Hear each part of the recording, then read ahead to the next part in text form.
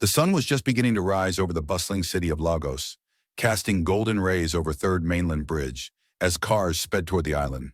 Chief Obinna Nwosu, one of Nigeria's most elusive billionaires, sat quietly in the back seat of his tinted bulletproof SUV, immersed in the day's financial reports.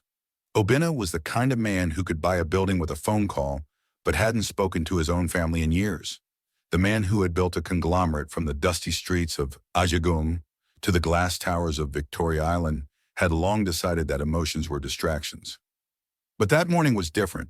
Just as the car approached the Adekunle exit, a loud screech cut through the usual traffic hum.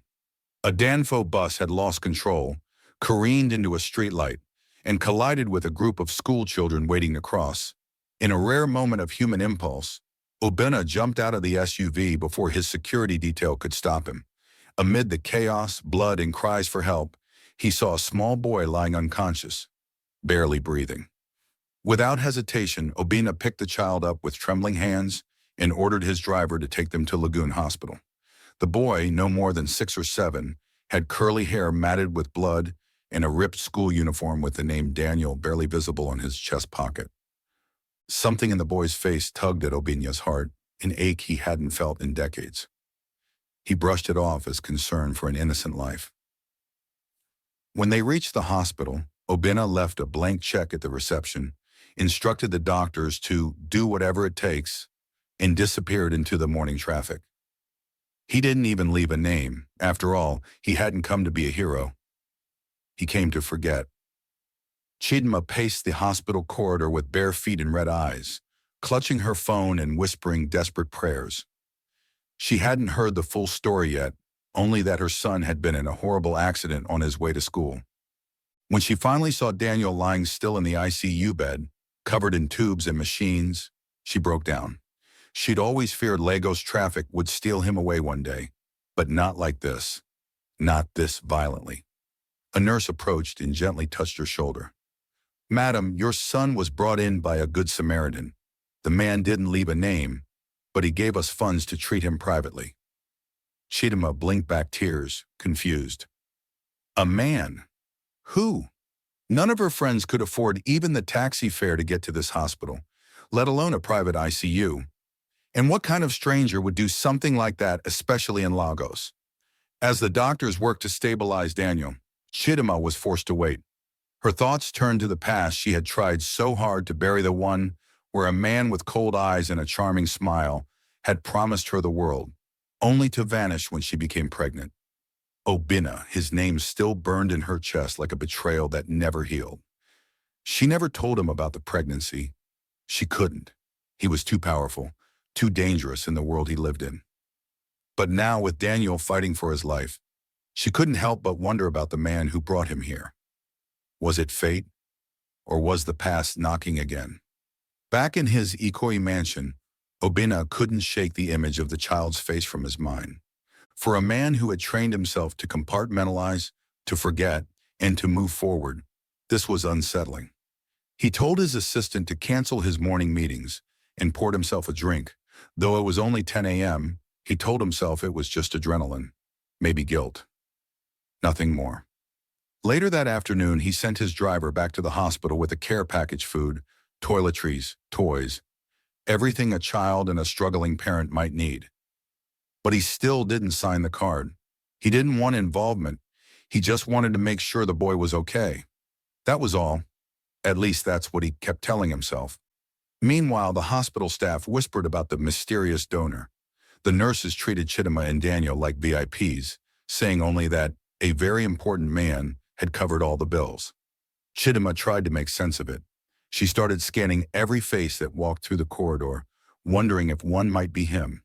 She didn't know why she wanted to meet this stranger, perhaps to say thank you, or perhaps to look him in the eye.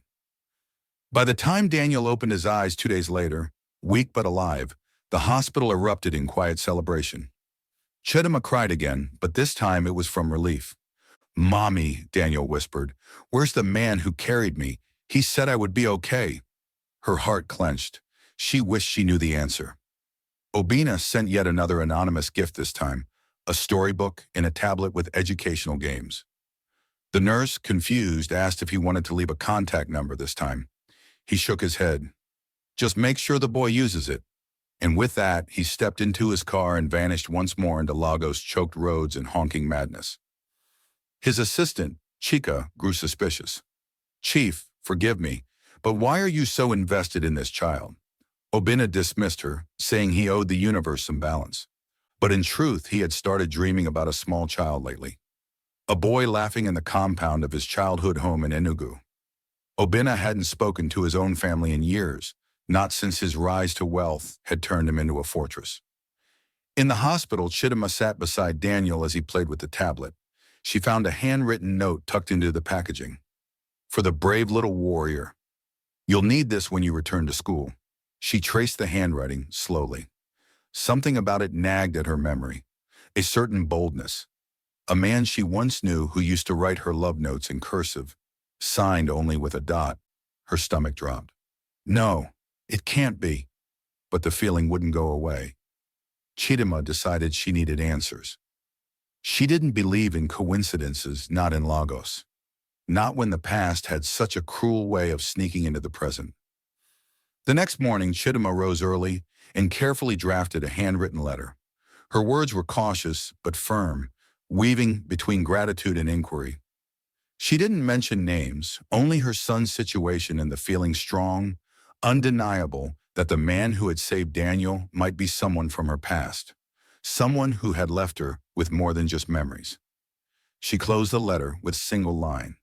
If you are the one who saved him, I believe you know why I'm writing. She gave the letter to the nurse with instructions to hand it discreetly to the driver who had delivered the last package. Please, she added gently, make sure the man sees it personally. The nurse gave a small nod, eyes flickering with curiosity. The letter eventually reached Obinna's desk by midday. He opened it without ceremony, expecting another thank you. But as his eyes scanned the writing, he froze. The penmanship, the name, the turn of phrase. It was her. Chidima, a name he hadn't heard in over 7 years, but one he had never truly forgotten. She was the woman he had loved before he became who he was now. The one who had vanished without warning. Or so he had believed. The last line struck him hardest. I believe you know why I'm writing. A deep, ancient tension rose in his chest. Could the boy be his? He did the math quickly. The timeline matched. The features he'd thought familiar now pressed against his mind like puzzle pieces fitting too easily. He stood abruptly, his office suddenly too small, too sterile. After a long silence, he instructed his driver. Tell her, I'll meet her. Tomorrow, noon. Lekki Phase 1. Discreet place. He gave no further details. His heart was no longer in his empire that day. It was somewhere between memory and truth. The cafe on Admiralty Way was tucked behind a plaza, shaded by almond trees and far from the busy road. Chidima arrived first, dressed simply in a blouse and ankle-length skirt, her heart pounding as if she were about to sit for an exam. She clutched Daniel's most recent drawing in her handbag, a smiling sun beside a stick figure labeled, Me and My New Friend. She didn't know what she expected, but the weight of years pressed down on her shoulders. Obinna arrived 10 minutes later, stepping out of a black SUV without his usual retinue. He wore a navy blue kaftan and sunglasses, but as he removed them, she saw the years etched around his eyes. Power had aged him, but not dulled the intensity. They stood in silence for a breath. Then he nodded slightly. Chidima. Obinna, she replied, her voice steady. They sat opposite each other. The waiter, sensing the gravity of the moment, gave them space. At first, the conversation was cautious, skirting around Daniel, skimming the surface of the years lost. But it wasn't long before emotion cracked through.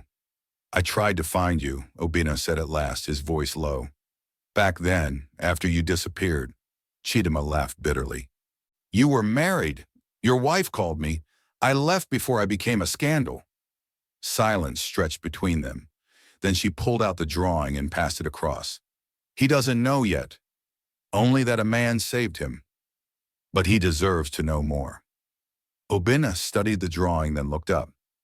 Is he mine? The answer was a whisper, but it broke the air like thunder. Yes. The days that followed passed in a haze for Obinna. Despite his certainty, he ordered a paternity test to confirm what he already believed. The wait was agonizing. He avoided his usual meetings, left decisions to his deputies, and stared out the window of his mansion with a heart heavier than any contract he'd ever negotiated. The test result came back 3 days later, 99.9% match. Obinna sat down as the paper slid from his hand. For the first time in years, he felt something unfamiliar: humility. All the power he'd amassed, all the accolades he had collected, none of it compared to this moment. He had a son, a living, breathing legacy, and he had almost lost him without ever knowing him. He visited the hospital again, this time as himself. No anonymity, no distance. Daniel was sitting up in bed, eating puff puff and watching cartoons. The boy looked up as Obinna entered, cautious but curious. Obinna knelt by the bed. "Hello, Daniel," he said softly. "Do you remember me?" The boy nodded shyly. "You carried me in your big car." Obinna smiled. "That's right, I carried you, and I'm going to keep carrying you for the rest of my life. I'm your father, Daniel." The words hung in the air, weighty and unfamiliar. Daniel blinked. Then after a long pause, he asked, "Does that mean I can visit your house and play games?" Obinna laughed, the sound catching in his throat. "Yes, son, you can visit, as much as you want." News spread fast in Lagos, as it always did. Rumors surfaced on social media. Billionaire Obinna Nwosu spotted in children's ward at Lagoon Hospital. A popular gossip blog posted blurry photos of him entering the building. The comments were swift and brutal. "Another rich man hiding a love child.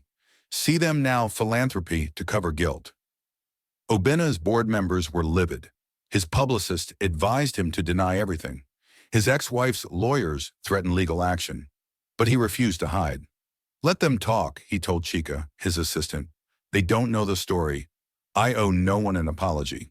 Out with Chidima too faced judgment. Her neighbors whispered behind her back. Her boss suggested she take personal time indefinitely, but she held her head high. Her concern was not the opinions of strangers, but the safety and emotional well-being of her son. And Daniel, blissfully unaware of adult drama, simply said, "Mommy, I like Daddy's house. It has a swimming pool." One evening, as the three of them sat on Obinna's expansive veranda in Ikoyi, overlooking the lagoon, he turned to her. "I built skyscrapers, bought islands, and funded political campaigns. But none of it felt this real." She looked at him, skeptical but moved. "So what now, Obinna?" He answered without hesitation. "Now, I built something I've never had, a real family." The shift in Obinna's life was more than symbolic. He started rearranging his schedule to make time for Daniel. He learned how to braid cornrows on YouTube after Daniel insisted he help with his toy doll. He attended school orientation with Chidima and sat through a PTA meeting without once checking his phone. There were awkward moments too.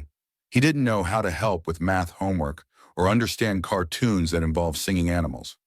But he tried, and Daniel, with the forgiveness only children could offer, accepted him wholly.